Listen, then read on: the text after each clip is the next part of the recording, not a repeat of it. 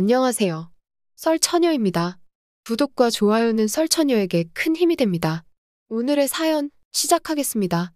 제 남편은 차남으로 어린 시절부터 장남인 형과 비교를 많이 당했다고 했습니다. 공부도 남편이 더 잘하는데 차남이라는 이유로 대학교에 보내주지 않아 회사를 다니면서 야간 대학을 다녔습니다.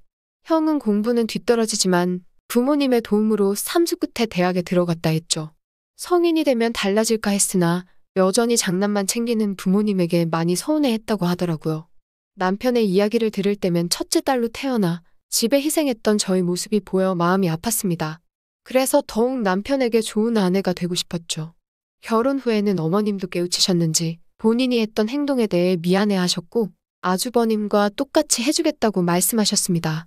하지만 사건은 늘 예상치 못한 곳에서 터지죠. 그건 바로 아주버님과 결혼한 형님이었습니다. 처음에는 같은 며느리이고 나이 차이도 별로 나지 않아 사이좋게 지냈습니다. 형님은 착한 천사가 따로 없었지만 시간이 지날수록 착한 척하는 연기자였던 거죠. 심지어 거짓말도 많이 하는 사람이어서 한두 번 실망한 게 아니었습니다.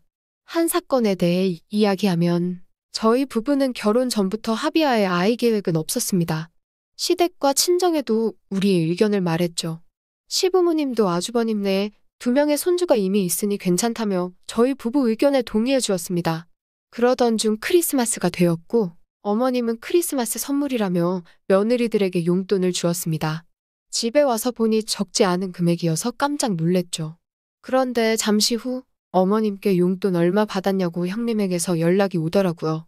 그건 왜 물어보냐고 물으니 자신은 얼마 받았는데 자기랑 같은 돈을 받았냐고 다시 물어보았죠. 우선 금액이 동일해서 같은 액수라고 대답했습니다. 그러면서 형님은 나랑 똑같은 금액 받은 게 맞구나. 기분 나쁘게 듣지 말고 들어. 솔직히 동서는 애도 없고 나는 애가 둘인데 동서랑 나랑 똑같은 금액으로 용돈 받는 건 좀 아니지 않아? 하며 말하더라고요. 이야기를 듣고 처음에 얼마나 어이없던지 그래서 저는 말했어요. 어머님께서 주신 거니까 저한테 말씀하지 마시고 어머님께 말씀하세요. 하고 선을 그었습니다. 제 말을 들은 형님은 어이가 없다는 듯 한숨을 쉬며 동서, 입장 바꿔 생각해봐. 며느리인 내가 어머님께 직접 이야기하는 건 아니지 않아. 그냥 간단하게 동서가 받은 용돈 반을 놔주면 끝나는 걸. 왜 이렇게 일을 복잡하게 만들려고 해? 하며 말하는 겁니다. 이 말을 듣고 진짜 무슨 생각을 하고 저런 말을 하나 이해가 되지 않았죠. 마침 중요한 전화가 들어오는 중이라 다시 연락드리겠다 하고 전화를 끊었어요. 그렇게 통화를 하고 있는데 카톡이 오더라고요. 카톡은 형님이었고 동서 내가 한 말 이해했을 거라고 믿어. 하곤 계좌번호와 함께 이쪽으로 보내줘 하더라고요. 가만히 있으면 그냥 제가 형님 말에 동의하는 사람이 되는 것 같아서 이러면 안 될 것 같았죠. 그래서 바로 저는 시어머님께 전화를 했어요. 어머님, 혹시 형님과 저한테 용돈 주신 거 잘못 주신 걸까요? 하고 물으니 어머님은 무슨 소리냐고 하셨습니다. 그래서 오늘 있었던 일에 대해 요약해서 말씀드렸어요.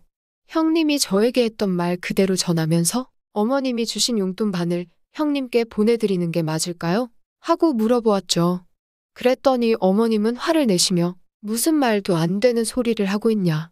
큰애가 그렇게 말한 게 정말 맞니? 용돈을 준 사람은 나인데 지멋대로 생각하는 거야?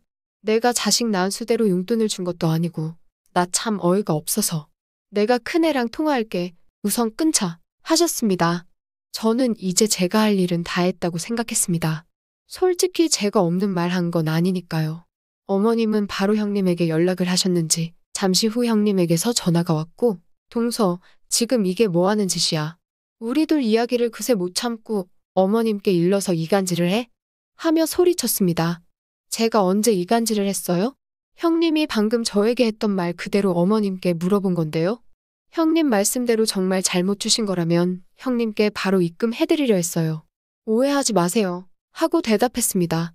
형님은 그렇게 안 받는데 동서 정말 웃기는 사람이다. 하며 혼자 씩씩거리곤 전화를 끊더라고요. 용돈 사건은 그렇게 마무리가 되었죠. 이 사건 이후로는 형님은 저에게 따로 연락을 하지 않았고 저도 한동안 연락하지 않았지만 어머님의 생신이 다가오고 있어 어쩔 수 없이 제가 먼저 연락을 드렸어요. 형님, 어머님 생신 다가오고 있는데 어떻게 준비하는 게 좋을까요? 물었고 형님은 어머님은 동서만 예뻐하잖아. 동서가 알아서 혼자 준비해 하더라고요. 저 혼자서 준비하라는 말씀이신가요? 식사 준비는 그래도 같이 하는 게 좋지 않을까요? 다시 물었어요. 그랬더니 형님은 나는 어머님 생신 준비하기엔 애들도 돌봐야 하고 너무 바빠. 그러니까 알아서 하라고 소리치며 전화를 끊더라고요. 아직 용돈 사건에 대해 화가 풀리지 않은 것 같았죠. 다시 전화해도 받지 않아 카톡을 보냈는데 읽고 씹어서 어쩔 수 없이 혼자 준비해야겠다 생각했습니다. 어머니께는 저희 집으로 초대하는 걸로 말씀드렸고 당일이 되어 혼자 새벽부터 장보고 식사 준비를 했죠. 음식을 상으로 옮기고 있는데 아주버님네가 먼저 도착하셨습니다.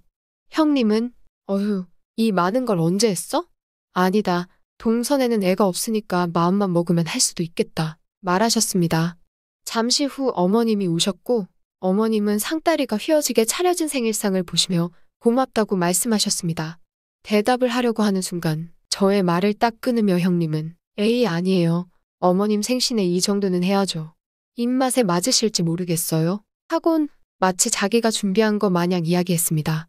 형님의 태도에 너무 어이가 없어 형님을 쳐다보았고 제 눈빛이 따가웠는지 동서 얼른 식사하시게 물이나 가져와 하더라고요. 어쩜 사람이 저리 뻔뻔한지 할 말을 잃었습니다. 식사를 하는데 어머님께서는 이 많은 걸 언제 다 준비했니? 하면서 형님을 보았고 형님은 천천히 했어요. 하며 대답했습니다. 형님의 대답에 남편은 형수님 무슨 말이에요? 우리 집사람이 새벽부터 장보고 다 했는데 엄마보다 10분 전에 와서 음식만 옮기더니 누가 들으면 형수님이 다 한 줄 알겠어요. 하고 큰 소리로 웃었습니다. 남편의 말에 형님은 얼굴이 새빨개졌고 어머님은 둘이 같이 준비한 거 아니었어? 아까는 같이 한 것처럼 말하더니 큰애는 그럼 뭐 했니? 형님을 보며 물으셨습니다. 형님은 갑자기 말을 더듬더니 기침을 하셨습니다. 옆에 있던 아주버님은 형님 편을 든다며 엄마, 밥 좀 준비한 거 가지고 누가 한 게 중요해? 그냥 가족끼리 맛있게 먹으면 되지. 대답했습니다. 어머님은 밥을 누가 준비했냐고 따지는 게 아니라 방금까지 마치 큰애가 한 것처럼 이야기하다가 둘째가 다 했다고 하니까 어이없어서 그렇지. 거짓말하는 것도 아니고 어머님의 말에 아무 말도 못하는 형님을 보니 쌤통이라고 생각이 들었죠. 어머님은 형님을 보며 큰애야, 내가 저번에도 용돈 일에 대해서도 어이가 없었는데 너 왜 그렇게 거짓말하니? 애들이 뭘 보고 배우겠니? 너가 윗사람이면 윗사람답게 행동을 해야지. 매번 이런 식이면 내가 너를 어떻게 믿니? 앞으로는 실망하게 만들지 말아라. 하셨습니다. 우리 모두 있는 자리에서 한 소리를 들은 형님은 어머님, 솔직히 동서랑 제가 같아요? 저는 애들도 봐야 하고 동서는 애도 없으니까 뭐든 저보다는 여유롭죠.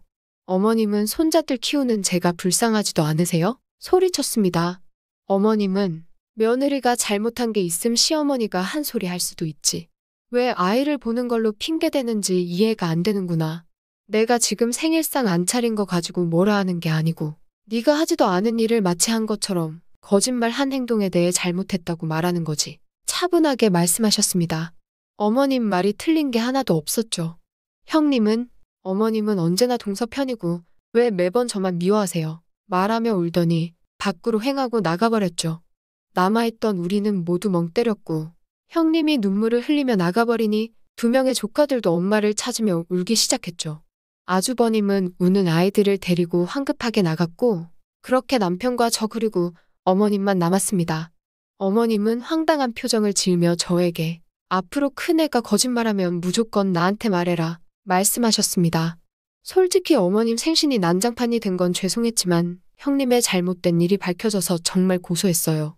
나이도 먹을 만큼 먹은 사람이 거짓말한 것도 창피할 텐데 들통까지 났으니 얼마나 망신스러울까 싶었죠. 더군다나 아이들 앞에서 거짓말하지 말라고 혼나기나 하고 망신살 제대로 뻗친 형님이 쪽팔렸겠다는 생각이 들었습니다. 뒤에서 저를 쥐고 흔들려고 했다가 결국 자기 꾀에 자기가 넘어간 형님을 보니 어리석은 사람이라고 느껴졌죠. 사건 이후 형님은 한동안 시댁 약속에 나타나지 않았고 뒤늦게 저에게 따로 연락해 그동안 미안했다고 사과하더라고요. 지금은 평범한 사이로 잘 지내고 있습니다. 오늘의 사연은 여기까지입니다. 긴 사연 끝까지 들어주셔서 감사합니다. 구독과 좋아요는 썰처녀에게 큰 힘이 됩니다.